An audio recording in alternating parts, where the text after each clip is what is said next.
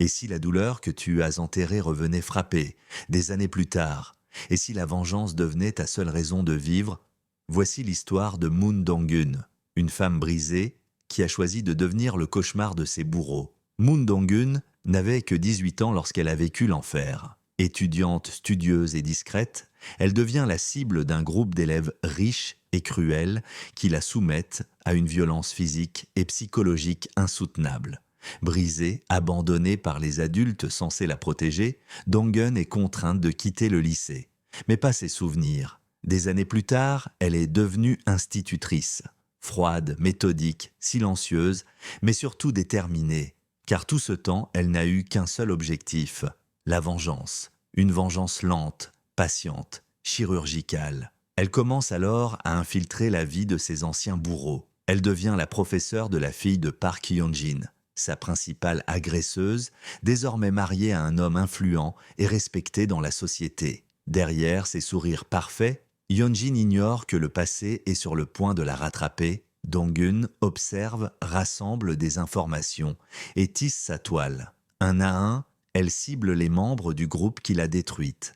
Lee Sara, l'artiste accro à la drogue, Choi Hye-jong, l'hôtesse pleine d'envie, Jeon Jae-jun, l'héritier violent et arrogant, et Son Mayongo, le plus instable. Tous pensent que leur passé est enterré. Ils se trompent. Mais la vengeance de Dong-gun ne se construit pas seule. Elle croise le chemin de Ju Yeo-jong, un médecin chaleureux mais torturé par ses propres démons.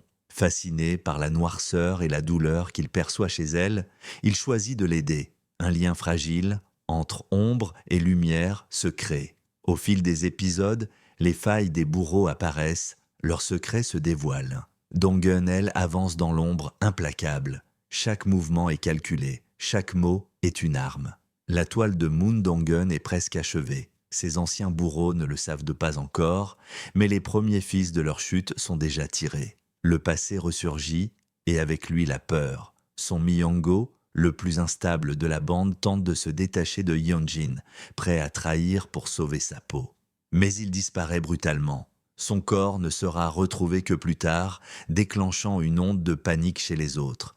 Dong-gun continue son œuvre impassible. Elle frappe là où ça fait mal, la famille, la réputation, l'ego. Elle révèle à Jae-jun que sa fille n'est pas la sienne et qu'il a s'était trompé. Elle expose l'addiction de Sara, la jalousie toxique de Hye-jong et surtout les crimes passés de Yeon-jin. L'image parfaite de cette dernière commence à se fissurer. Mais la vengeance n'est jamais propre. Dong-gun, malgré son sang-froid, vacille.